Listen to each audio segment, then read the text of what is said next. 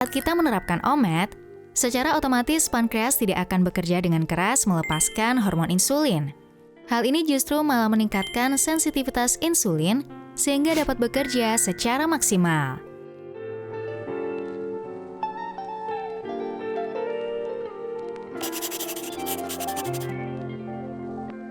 Menjaga pola makan sangat penting untuk menurunkan berat badan, sekaligus menjaga kesehatan.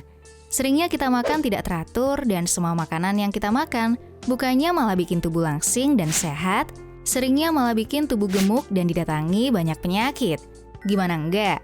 Untuk masyarakat Indonesia, sarapan aja harus makan bubur, nasi uduk, roti, siangnya makan nasi rames lengkap dengan lauk pauk, nasi padang, mie ayam, sore ke malam nyari sate ayam dan nasi goreng. Belum lagi cemilannya, ya seblak, es krim, gorengan, dan segala macam makanan bertepung seperti biskuit, jajanan pasar. Kasian kan tubuh kita? Semua makanan mengandung karbohidrat yang jelas-jelas kalau kebanyakan dimakan ya menyebabkan resiko penyakit kronis. Nah, nafsu yang menggebu-gebu untuk menikmati makanan tersebut bisa disiasati dengan intermittent fasting alias berpuasa. Tentukan jendela makan untuk diri kita sendiri. Biasanya sih one meal a day atau OMAD, atau dalam bahasa Indonesianya satu kali makan sekali dengan mengatur jeda waktu, bisa dengan efektif menurunkan berat badan. Tapi, mentang-mentang udah puasa, nggak semestinya makanan bisa kita makan semuanya. Kali ini channel Atur Pola Makanmu akan membahas mengenai one meal a day atau OMAD yang dibarengi dengan diet keto versus OMAD dengan makan makanan sembarangan dan seenaknya. Tonton video ini sampai akhir supaya kamu nggak salah menerapkan diet intermittent fasting dengan metode one meal a day-nya ya. Pada dasarnya, sesaat setelah kita makan, karbohidrat yang terkandung dalam makanan akan dicerna dan diolah menjadi glukosa. Pada proses ini akan terjadi peningkatan glukosa dalam darah, dan secara otomatis pankreas akan melepaskan hormon insulin ke aliran darah untuk mencerna glukosa tersebut agar masuk ke dalam sel tubuh dan mengubahnya menjadi sumber energi. Jika kita terus-terusan makan, maka pankreas pun tidak akan berhenti melepaskan hormon insulin. Hal inilah yang akan menyebabkan resistensi insulin. Resistensi insulin merupakan kondisi di mana sel otot, lemak, dan hati tidak mampu menggunakan insulin secara optimal karena sel tubuh menolak sinyal terhadap hormon insulin, sehingga glukosa tidak terserap dengan baik di dalam sel tubuh. Jika tidak ditangani secara tepat, maka kemungkinan hal ini akan berkembang menjadi diabetes tipe 2 atau kita sebut biasanya dengan diabetes mellitus.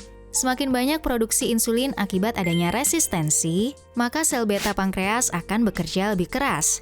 Akibatnya, ketika sel tersebut rusak, maka pankreas tidak sanggup lagi menghasilkan hormon ini. Karenanya, dibutuhkan bantuan melalui suntik insulin. Nah, saat kita menerapkan OMAD, secara otomatis pankreas tidak akan bekerja dengan keras melepaskan hormon insulin. Hal ini justru malah meningkatkan sensitivitas insulin sehingga dapat bekerja secara maksimal. Tapi tunggu dulu, saat OMAD pun kita tidak bisa sembarangan makan. Kita ambil contoh, saat one meal a day dengan keto dan mengambil waktu di jam 4 sore hingga jam 6 sore, dan sisanya kita harus puasa makanan sampai waktu makan berikutnya. Nah, saat makan one meal a day ditambah keto, dengan konsumsi daging-dagingan, sayuran dan buah-buahan dan mengurangi karbohidrat, tubuh kita akan menyerap lebih banyak protein, lemak, vitamin, dan serat. Hormon insulin pun tidak akan meningkat tajam karena tidak banyak glukosa yang harus dicerna oleh sel-sel tubuh. Kondisi tubuh dalam fase ketosis pun akan cepat bekerja, karena dalam waktu 22 jam pankreas akan beristirahat dan hormon insulin tidak akan dilepaskan. Dampaknya apa?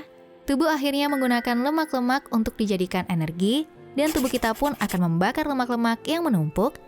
Selain itu, proses ketosis pun akan membuat kita tidak cepat merasa lapar sampai pada waktu makan berikutnya. Sehingga perlahan tubuh kita tidak akan impulsif dengan pikiran ingin terus ngemil dan makan terus-menerus.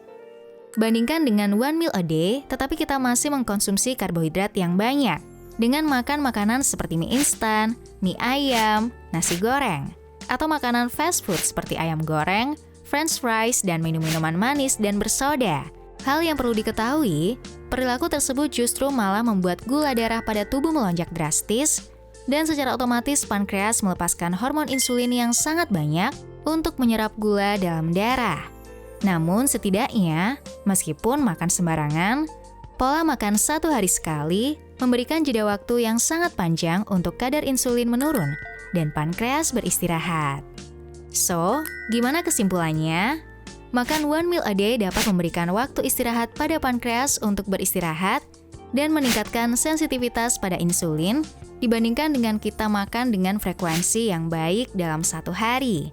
Namun, makan 1 meal a day dengan keto membuat proses penurunan berat badan dan ketosis dapat secara cepat bekerja dalam tubuh dibandingkan 1 meal a day dengan makan sembarangan. Namun, setidaknya dengan 1 meal a day, pankreas dapat beristirahat sehingga tidak terlalu bekerja dengan keras. Hanya saja perlu diperhatikan jika makan makanan yang mengandung karbohidrat tinggi, karena jika kita makan makanan yang mengandung gula yang tinggi atau mengandung sirup jagung dan tepung-tepungan, hal tersebut cepat sekali meningkatkan hormon insulin karena cepat terserap di dalam tubuh dan akan membuat tubuh terus-terusan lapar karena karbohidrat, apalagi makan makanan manis akan bikin kecanduan.